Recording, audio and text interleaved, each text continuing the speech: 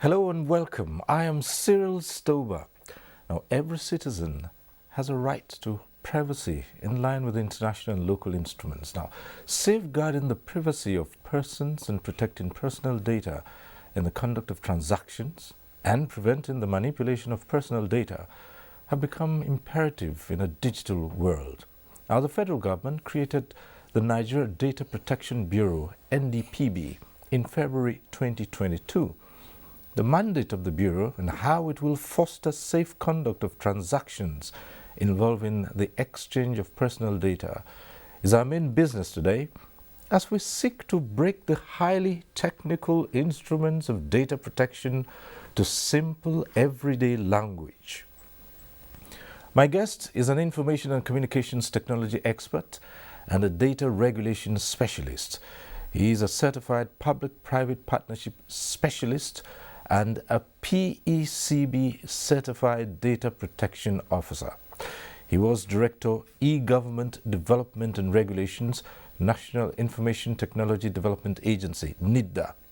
He was coordinating chairman of activities of the National Interoperability and Enterprise Architecture Committee, Digital Transformation Technical Working Group, and Nigeria Data Protection Implementation Committee. Upon the creation of the Nigeria Data Protection Bureau, he was appointed as its National Commissioner, Chief Executive Officer. Let's welcome Dr. Vincent Olatunji. Thank you for being on One-on-One. Thank you for having me. I did say that it's a highly technical issue we're discussing today, and we'd like to bring it down, simple everyday language, so we can understand. It says you are a PE CB certified Data Protection Officer. Data Protection Officer. What is PECB? Let's get that straight out first. It's a global examination body. All right. That certifies people who are into various areas of security, right, in the area of information technology. Right. And for you to really be an expert in the area of data protection and privacy, you must have that certification. They are in the UK, they will have IAPP in the US, and so many others. This is a certification body that is globally recognized in the area of data privacy and protection and security generally. Fine. Now we get that out of the way. So let's look at the establishment of the NDPB, the Nigeria Data Protection Bureau. What led to its creation? What's the build-up here? And we have in mind here what's been referred to as the Nigeria Digital Economy and Policy Strategy. Let's start by explaining that. Thank you very much. On a daily basis, we interact among ourselves. We exchange data, we exchange information in terms of our names, our telephone numbers, our email addresses, our physical addresses. All these are data or information that can be used to identify you. We refer to them as personally identifiable information. There are some in the category of sensitive data.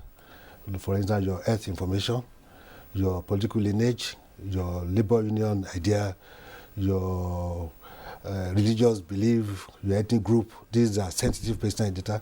Banking and finance, your banking details. Banking details, your personally identifiable data. The ones for sensitive data, they are the ones that can be used to discriminate against you. So they are different from your own personally identifiable data. So we exchange this data, this information on a daily basis, and we are more important that we are going digital. The whole world is going digital. There is hardly anything anyone can do now without going online. for businesses, for sports, for social interactions, and now e-commerce is growing at a very alarming rate, and for so many things.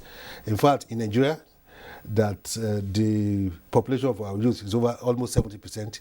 There is nothing they can do without going online. Even for instance, I can't remember the last time I went to the banking hall. All my financial transactions, I do them online. I buy things online, do a lot of things online. In the process of doing this, you give your information, you give your data, which is referred to as data here, and it is really important to ensure that that data you are giving out is safeguarded, is protected, and is processed within available regulations or legislation in your country or internationally. And there have been several protocols, several initiatives at the global level, right from 1948, where you talk of human rights, when the issue of privacy has been taken seriously as a kind of something that is regarded as your human rights. There was the Convention 101 of 1981, which brought a lot of European countries together to look at the issue of data protection and data privacy. And there was the EU Directive of 1995, which was mainly also on the issue of data privacy and protection. And up to 2016, when we had the EU GDPR, which is the General Data Protection Regulation, which is for 27 European countries, protecting the rights and freedom of over 147 million citizens of the EU countries. And here in Nigeria, we have a lot of initiatives, a lot of guidelines, a lot of acts of National Assembly speaking directly to the issue of data privacy and protection. For instance, there was the Nigeria Constitution of 1999, Section 37 specifically, speaks to the issue of protecting the rights and privacy of citizens, their addresses, their names, and whatever they do online.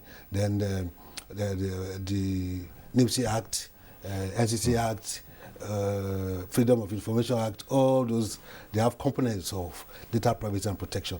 But in 2013, NIDA developed what we refer to as guidelines in the area of data privacy and protection.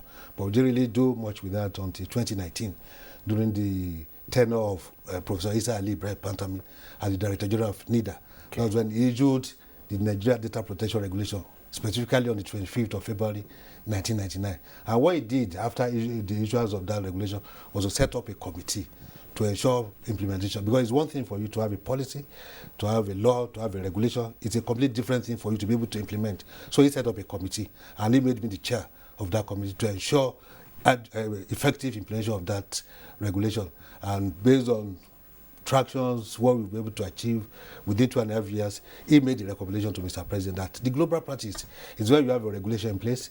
You are supposed to have an independent supervisory authority in charge of data privacy and protection in your country. Mm-hmm. And based on that recommendation, Mr. President approved the creation of the Nigeria Data Protection Bureau, and I was appointed as the pioneer national commissioner and CEO on the 4th of February 2022. Right. So this is the build-up to the establishment of the NDPB. So now, what is the core mandate? Now you've been established, what are you supposed to do? Thank you very much. As I said, that where you have the law, where you have the regulation, there's supposed to be a supervisory authority, institutional framework to ensure the implementation of the law. Currently, what we are doing is to implement the provisions of the Nigeria Data Protection Regulation. And the main objective of the regulation is to protect the rights and privacy of natural persons, in this case, who are Nigerians, over 200 million Nigerians. And out of these 200 million, over 104 million go online every day. And you know that's over 51% of our population that go online every day. So they do every need to protect their rights and freedom when they are doing businesses or even for social interactions online. Also to ensure that Nigerian businesses are globally competitive. We are talking of ease of doing business, and the global trend now is that if you don't have that adequacy provision in terms of your law, in terms of our supervisory authority, most countries, they don't want to do business with it. They refer to those countries as blacklist countries because you don't have a data protection law, you don't have a data protection supervisory authority. But you have the law, when you have the supervisory authority, they refer to you as a country on the white list country. And with that, they'll be able to do business. So what we are doing is to implement the provisions of the NDPR to ensure that we create awareness for the data subjects, you and I, to know our rights when our data is being collected. Are they seeking our consent? How is it being processed? In what manner? How is it being stored? Are they sharing with a third party? what are the security architectures that they have put in place. Then on the part of the data controllers, data processors, they have obligations, they owe us obligations to ensure that they put in place technical measures, organizational measures, and build capacity to ensure that our data with them is adequately protected. So what we want to do is to ensure that all these are in place in Nigeria for the interest of all Nigerians. As I said, that we were set up based on a subsidiary legislation, NDPR, which is a subsidiary legislation to NIDA Act of 2007. The other act empowers NIDA to issue subsidiary legislation, which is as powerful as the act itself. Now we are working on our own principal bill, which will soon go to National Assembly. All right, so now we're clear about who the natural persons are. Folks like me who engage in all kinds of transactions, social, business, and all that going online. So for my protection now, who might these data processors, who might they be? Now, data processors are those who collect your data, right, and they work on it when they collect. For instance, you go to a bank, you fill a form, you want to do one interaction with data, they are collecting your data. So they are data processors. Right. And there are some we call data controllers, where you process data on behalf of some organization. For instance, we just came from PENCOM. PENCOM is an umbrella body for pension administration in Nigeria. Right. The PFAs, they collect data, they are data processors. The data controller here is the PENCOM. NICOM for the insurance sector, they are the data controller, they supervise other insurance companies who collect and process data on their behalf. In all of this, what's the position of companies that provide services where you access data? Yes, these companies are data processors. There are some that can be data processors and controllers. If they collect, process, and store on their by themselves, some engage others to collect this data, process, and they just oversee the storage. And ideally, when you have such organizations, either in the public sector or in the private sector, you are supposed to do your audit, that is your data audit, on an annual basis. If you are processing data that is more than 2,000, that is, you have a database that contains more than 2,000 data of Nigerians, you are supposed to do your annual audit report and file with the Nigerian Data Protection Bureau. Now let's look at companies who engage in commercial activities, and people access them online, and in registering, they demand certain things for those customers. Now, once you key in those personal data, it goes into their base. What happens to such companies? Yes, ideally, it's part of the awareness that we need to create. Before any company, before any organization can collect your data, there's what we call consent. Why are they collecting the data? What do they want to use the data for? How long are they storing the data? How are they storing it? What are the measures that they have put in place to store the data? Are they sharing the data with a third party? Are they doing cross-border transfer of data? These are what they should have in what we call privacy policy. Ideally, before they collect it, they will give you that privacy, or you read it, even when you go online. But most of us don't read. That is a major problem. Well, and that is why data privacy policy should be simple, straightforward, that you can read and understand before you click and accept. Right. Just before you go on, you've raised a very key issue here: reading. Yes, you're supposed to read and accede to all the terms and conditions.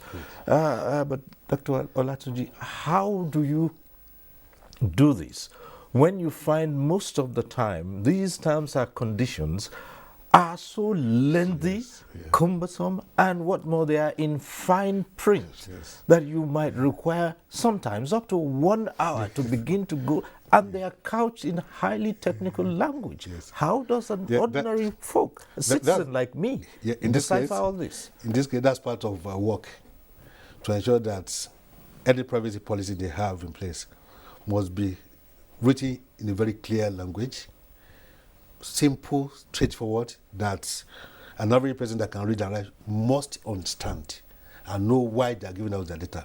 But what is in practice is that, as really mentioned, written in tiny print, very long. That will take hours before you can even read and understand.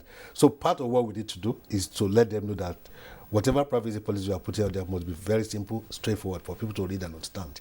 And in that case, they will give their consent. And if they are not okay with what you have put there, they may decide not to give their consent. Okay, no, I don't want to give my data.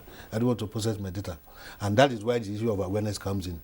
For us to create awareness, the part of data subject and data controllers or data processors.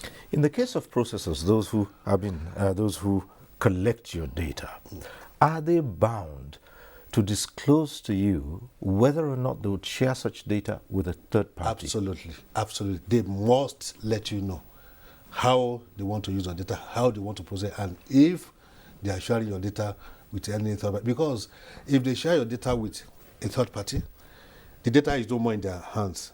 In terms of security, in terms of exposure, they wouldn't know what the third party will do with the data. But when they are sharing, one, you must know and give your consent. There must be what they call SLA, service level agreement, between that company and the organization that are sharing your data with that. We are sharing this data with you based on this agreement, how you want to use it, how we want to share it, and we have already taken the consent of the data subject to say we are sharing data with you. And these are the parameters, these are the areas, these are what you can use data for. Apart from this, you cannot.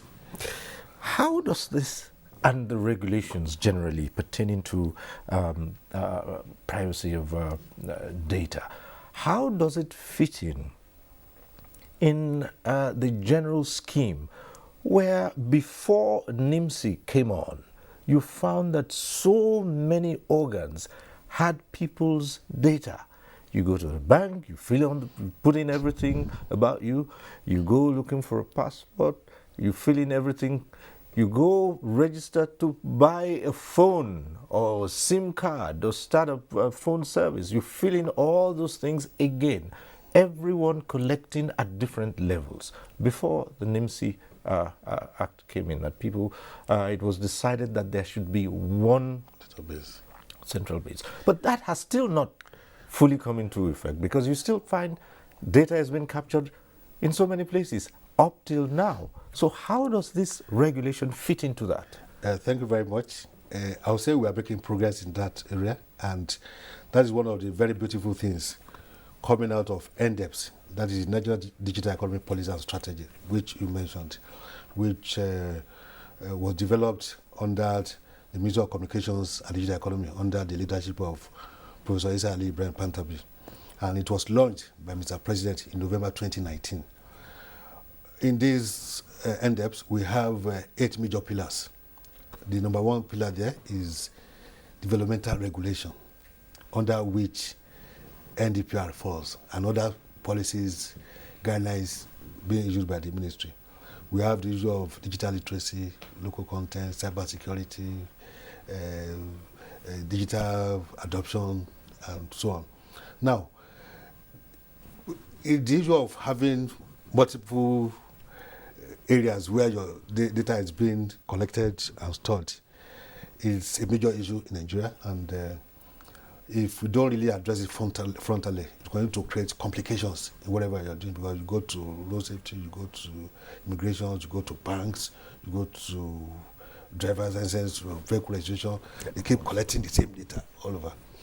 And that's why when NIMC was moved to the Ministry of Communication and Digital Economy, it was like a turning point, even for NIMC itself. Because moving from a database of less than 15 million people for several years, and within 2 years, we are hitting that mark of 80 million currently. What they're trying to do with that is, when they have the data of Nigeria, you are sure that in terms of technological measures that have been put in place to ensure security, in terms of legal and regulatory frameworks that have been put in place to ensure security, in terms of capacity of people that are in charge of this data process that have been put in place to ensure security and security data. Now, what we now have is a national data harmonization committee.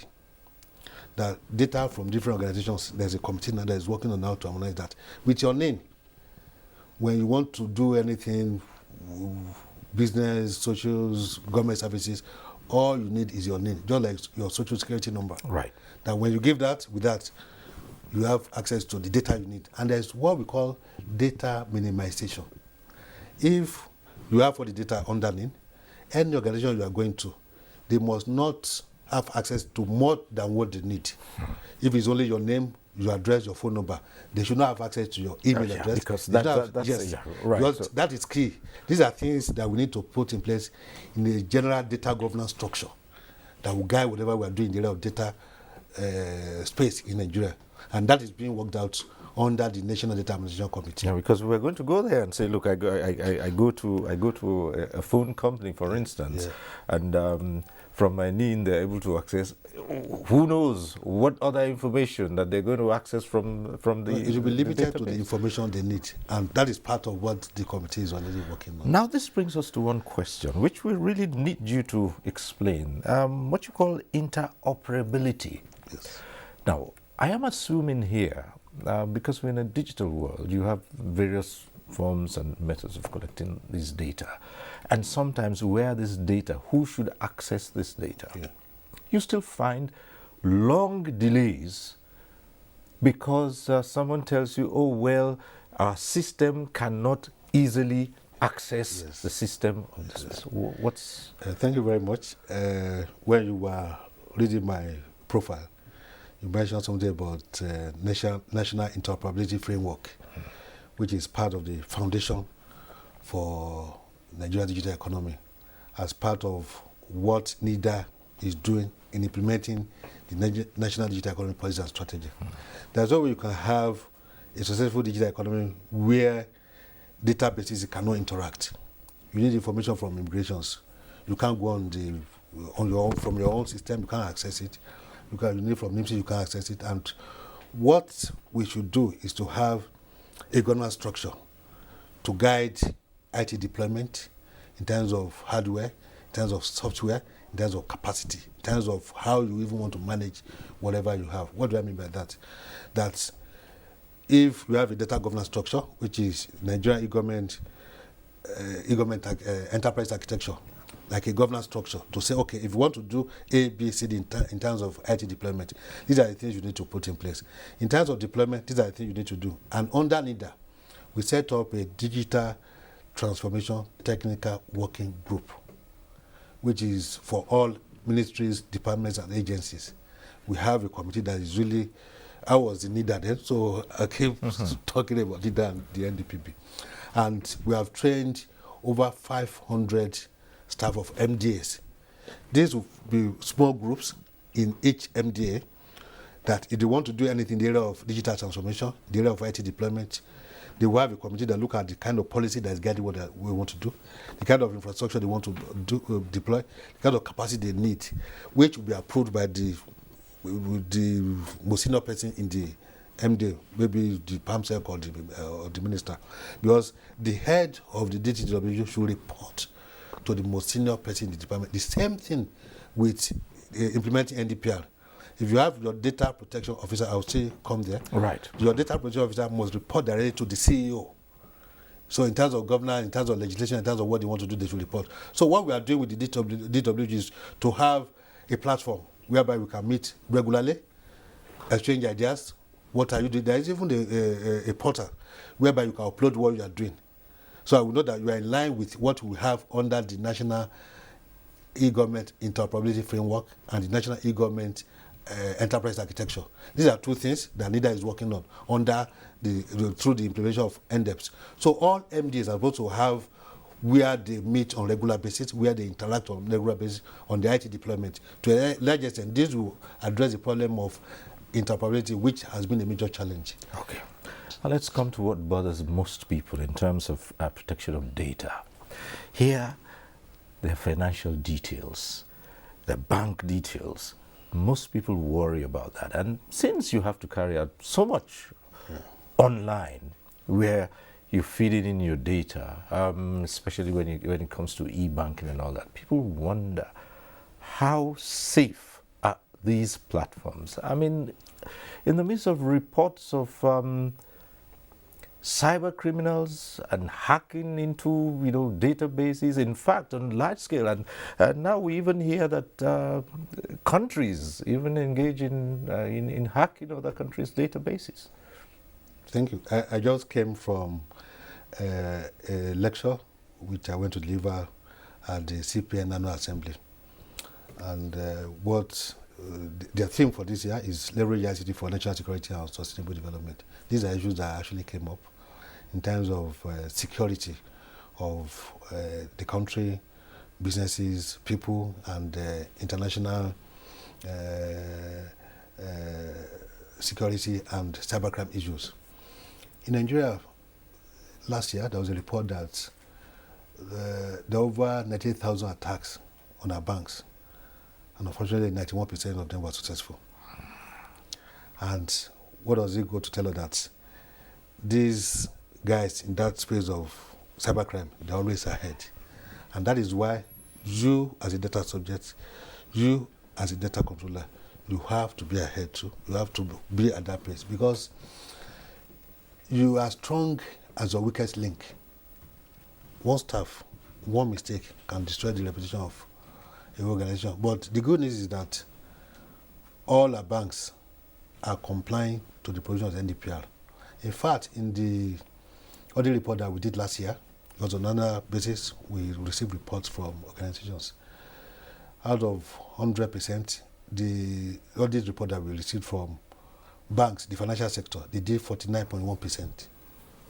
49.1%, because they know the critical effect of not compliance with their operations in terms of cost of remediation, in terms of integrity and reputation of the organization, in terms of what people perceive them to be. These are issues that the private sector, especially banks, they've taken very seriously. In fact, just yesterday, there was an instruction from CBN to all the banks that before they collect or share information with their customers, they must get the consent of the customers, which is part of what we are preaching under NDPR. So yes, these are challenges, and globally. In fact, the lecture that I went to deliver today, out of global cybercrime rate, US alone, I think their own is about 23.9%. As secured as their system is, as advanced as they are. So issue of cybercrime is everywhere. All we need to do is to put in place measures to ensure that we are protected. And where there are breaches, there should be actions to remediate whatever the problems immediately.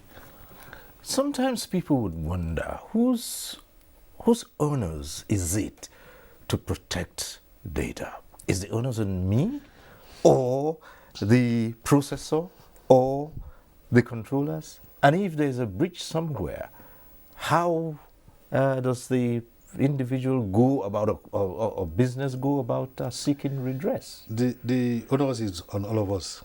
It's on you, and it's on me. It's on all of us. Because if you give out, for instance, you give out your card, ATM, to your driver, your staff, or somebody, please help me collect money from the machine. My PIN number is this. You've already compromised. You've given out your information. It may not have the intention of doing anything with it. Maybe just, Oga's PIN is this. Somebody can just say, they can clone your card and start wiping away money from your account. There was this guy that was arrested, I think last year. He said, having access to your SIM card alone, there is no bank account on your phone that you have that cannot hack. That is the level of which these guys have gone. So we have, on our own, we should be able to protect our data, our information, who we give it to, who we share it with, how we share it, or even somebody in a beer parlor. Oh, my PIN number is this, my house address is, my phone number is this. Indirectly, unconsciously, we are giving out your information. Even on the plane, everywhere, we are giving out our information. So we need to be conscious of the fact that our information is very important to us. We must keep it safe and secure. When it's part of the data processor or the data controllers, they owe us a duty to ensure that they put in place adequate measures in terms of physical infrastructure, in terms of hardware, in terms of software, in terms of the capacity of those in charge of data processing. What kind of training do they have? Are they competent hands? These are things that they need to put in, and that's where the issue of annual audit, data audit report comes in. There are 63 parameters that DPCOs, I'll still come to that, DPCO and DPOs will take you through to check your privacy policy, what you have put in place to ensure that any data with you is adequately protected. Out of these 63, if there are no conformities, you may not be able to get everything at once. If there are no conformity, they will tell you these are the areas of no conformity. The areas of conformity, they will score you green. If it's not too good, they give you amber. If it's really bad, they give you red, which is really dangerous, that you need to address immediately. So they tell you these are the areas of non-conformities. These are the things you need to put in place to ensure that you don't expose the data you are keeping with you. And by the time you are coming back later, who will expect that you will have taken care of these non-conformities? So in that, we are making gradual progress. Data protection officers, Yeah. what's their position? Thank you very much. Data protection officers, they are certified through PCB or IPP and some other bodies, that they are people that have really undergone training in the area of data privacy and protection. They are supposed to create awareness within the organizations on the issue of data protection. Maybe you have a CISO, Chief Information Security Officer, or head of IT. They are always to look at the kind of regulations existing in the country to see this regulation is existing, have you complied? If you are doing cross-border transfer of data, what are the adequacy level of that country they are transferring to? Who are the people processing? What are the agreements that you have with such country and the people that will be processing there? They have to ensure that you comply with the provisions of the law, like the NDPB in this case, to ensure that you have put in place all necessary measures to comply with the provisions of the law. Then in terms of capacity, they advise management on the kind of capacity they need to build, the kind of training they need to do. And that is why it's important that they report directly to the CEO or to management, so that when it gets to them, they can talk to him and he will explain to them. And if there is any data breach, they are the ones to contact the supervisory authority, in this case, which is the Nigeria Data Protection Bureau. And if there's any breach, a data processor or data controller is mandated by law to report to the data subject and the supervisory authority within 72 hours. If that is not done, you must give reasons why you can't do it within 72 hours. If that is not done, you can be the NDPB can fine you. When that happens and the NDPB is contacted about a breach, what's the next step? Next step is, one, we want to know the type of breach, because there's different types of breach. How many data subjects are affected? What is the value to your company and to the data subjects? Then what measures did you put in place before to prevent this from happening? And now that it has happened, what measures have you put in place to remediate? Do you have a DPO? Do you have a DPCO that has taken you through compliance? What measures are you putting in place? All the things, we'll write to them officially, explain to us all this and the steps that we have taken for remediation. They will now, the next thing is, after your response, we'll come physically to your premises to carry a kind of audit, physical audit. You check your system, you check all you put in place.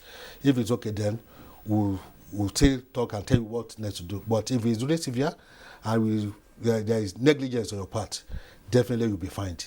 And through that, we'll find like 3 companies, a state government, 2 companies. What kind of sanctions? Just a fine? What happens? If, for instance, Yeah. well, I am not saying this exists now. If, for instance, there's a repeated breach in a particular company, for instance, what are the sanctions? There are several sanctions laid out in the regulations.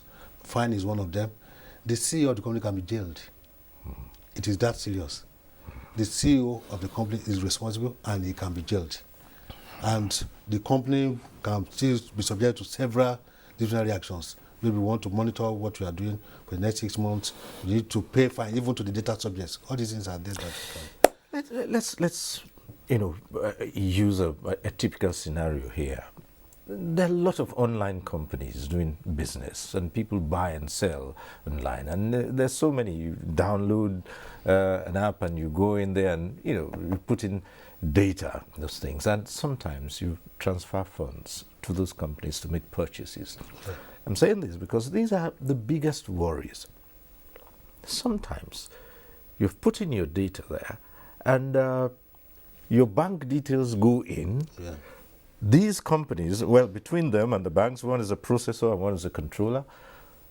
Funds are now issued and transferred, all right. But they retain your data. How long can this data be kept? we have seen people who have come up to say, I did a transaction with company XYZ and paid through my bank. But much later, I find that company XYZ was able to access money from my account with this bank. What could have happened in that scenario? Now, that's where the issue of due diligence comes in. As a data subject, before you share your information or data with any online platform, you're supposed to do your due diligence. Check. Some of these things... Assumptions, we just assume. There's what we call review. Most of these companies, they have review. People who have interacted with them before, they share their experiences. And they are bound by law to display the experiences. If you do your review, I'm sure if there are issues like that, definitely people will have written about it. So it's for you to now be careful. And that is why that subject is very, very important in this case. And you have to, anything you want to do, any online business you want to do, you have to do your due diligence and look at their privacy policy and look at the review and what people are saying about such a company before you really give out your information. But they are duty bound to ensure that the data you have with them is protected. Can an individual data subject seek redress or come through to the Bureau, for instance, if their data had been compromised? Yes, Because yes. now, well, mostly you've talked about companies and officers, but what about individual data subjects like me? I find that my data has been compromised or breached. What's open to me to do? Absolutely, absolutely. If your data is, if you discover that your data is breached, you should report to us as a bureau, and we will take it up immediately with such an organization. It's part of our duty, and that's why we keep saying we have to protect your data, your information. So, in case of any breach, yes, report to us. How does the Bureau relate with, so many countries all over the world, and this is a global issue. How does it relate with the instruments that guide, data collection and storage? Meanwhile, how long can data be kept with the processors? Or Depends. These are part of what will be in the agreement. Some can decide, okay, 6 months, some 1 year, some 3 years. It depends. For instance, in case of academic research, right, you can say it can be kept for a number of years, but the consent of the data subject must be there. Must be there. Health information, which is sensitive, highly sensitive, which you share with your doctor or your hospitals. There should be consent on for how long and for what purpose. Sometimes we have seen disagreements among agencies of state when it comes to accessing data. Perhaps we have not reached that stage in Nigeria yet, but people still wonder at what point do state agencies interact and on what platform. For instance, in the case of crime and criminality, Nigerians have been made to register just about everything, their SIM cards, their NIN and everything. Yes. And the understanding is that this will help curb crime and criminality. But it would seem that it's not really the case. Criminals are still using these platforms to carry out their activities. And so Nigerians would wonder, is there truly any collaboration in terms of accessing the data of those who are known or who are suspected of having committed heinous crimes? Yes, under the consent principle, there's what we call data consent through national interest. For instance, security organizations, they can write to telcos if an investigation is being carried out about a suspect based on national interest for security, national security. They can have access to such data, but there are principles guiding how they have access, what to do with them, for how long and stuff. Okay. I need to also say that the issue of data collection to address insecurity is working in Nigeria. A lot of arrests that have been made by security agencies, they won't share the information publicly, are done through tracking. Really? Tracking of information, tracking of their phone lines, to even to the remotest. With all the, cases of kidnappings and things going on. The problem is Nigeria has a land coverage of over 927 square kilometers, 927,000 square kilometers, which is huge, it's vast. And how many security agencies, what's the strength in terms of personnel of our security agencies? They are really overstretched, and that's why the government is already talking about recruitment, increasing the manpower and stuff like that. But I'll tell you that a lot of arrests have been made through tracking of phones and linking them with their whatever they are. And to a large extent, that has yielded a lot of results through the arrests that have been made so far. All right. The Nigerian security is right. Well, you're an expert in the field of at least of I know protection. that is happening. All right, fine. Yeah. The Nigeria Data Protection Bureau, February 2022, still very, very new, and you are its pioneer chief executive. Certainly, setting up an agency such as this from scratch does come with a lot of challenges. How can this bureau be well placed to carry out its mandate and impact on the numerous issues which necessitated its creation? Yeah, thank you very much. I think one thing that is really key is the value that the bureau is bringing to Nigerians and to Nigeria as a country, in terms of security, in terms of job creation, in terms of our international reputation, in terms of ease of doing business. And I'll give examples, at least where we implemented the NDPR under NITDA. One strategy that we used, which is very original to us, which is never been done in any part of the world. The fact that within that, the issue of digital is just emerging in Nigeria, and the awareness is very low. And if you want organizations to provide their audit report to you on an annual basis, how do you go about doing that? Funding it, the logistics, the manpower, stuff like that. We now brought in the idea of licensing DPCOs, Data Protection Compliance Organizations. We started with 15, we increased to 27, to 40, to 70, now we've licensed 103. What are their duties? To take organizations through compliance. They come to you, are you aware of NDPR? Do you know, as an organization processing, having a database of over 2,000 Nigerians, you need to comply with the provisions of the NPR.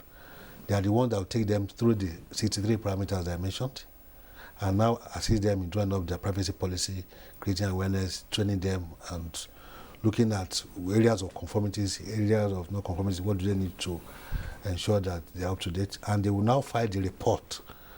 They were filing the report with NIDA, but now they are filing with the Bureau, since the Bureau was created out of NIDA, based on what the work that we did. The deadline for the submission of such reports is 15th of March every year, but because of this transition from NIDA to the Bureau, we've extended it to 30th of June this year.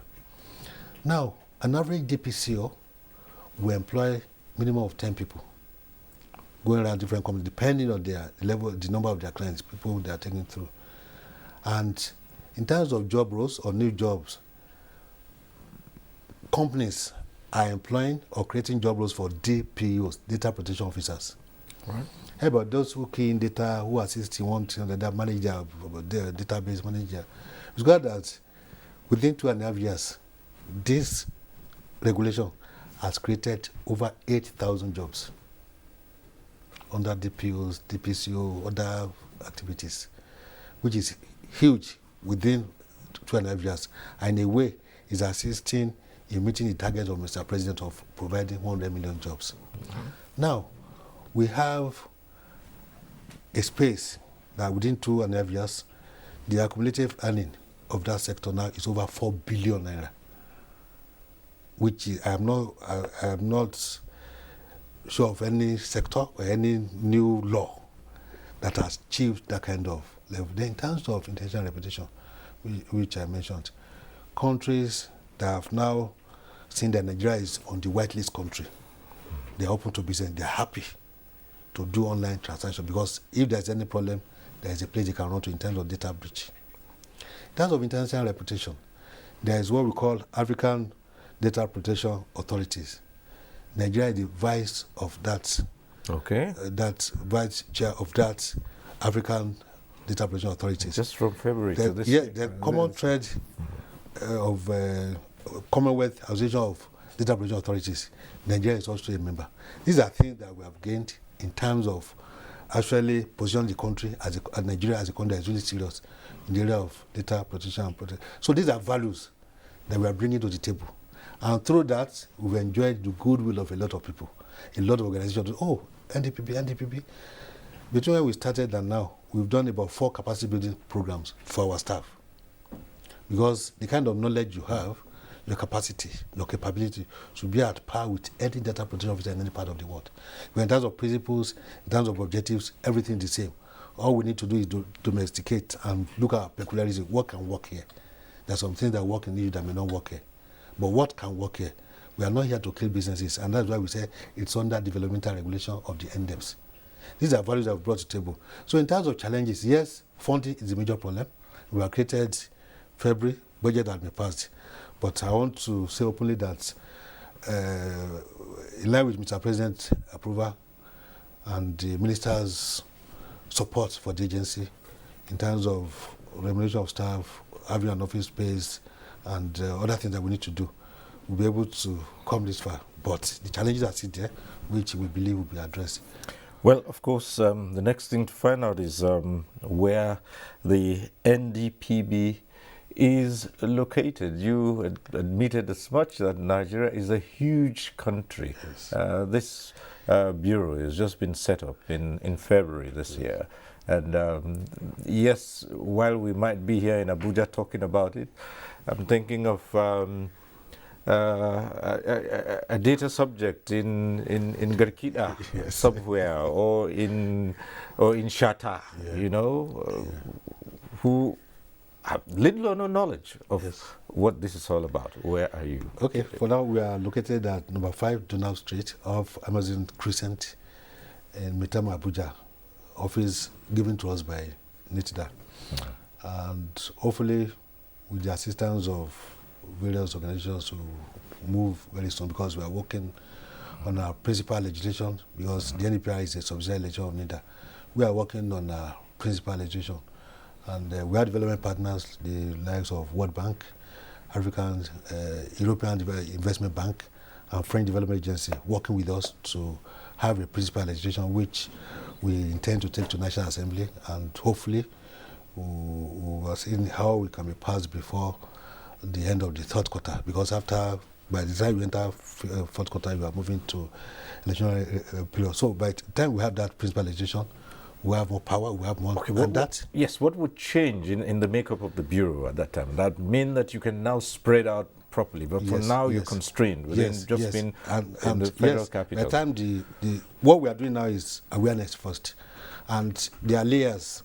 And what we have said, the agenda we have said for us is short term, medium term, and long term. For the short term, we have over 800 MDAs, and over 600 of them are located in Abuja. I've even gone around to talk to them. Are they even aware? And among these organizations, there are major data controllers. So we need to start from the federal level. Then we are happy that a lot of states are now setting up their IT agencies, IT bureau, and the next stage is to work with this state ICT bureau that will make it mandatory for state government. In fact, some states are already complying to NDPR, Plateau State, Oyo State, Lagos State. They're already complying to this. So the message is going down to all these local areas. And yesterday we were at NOAA, National Orientation Agency. They have offices in 774 local governments.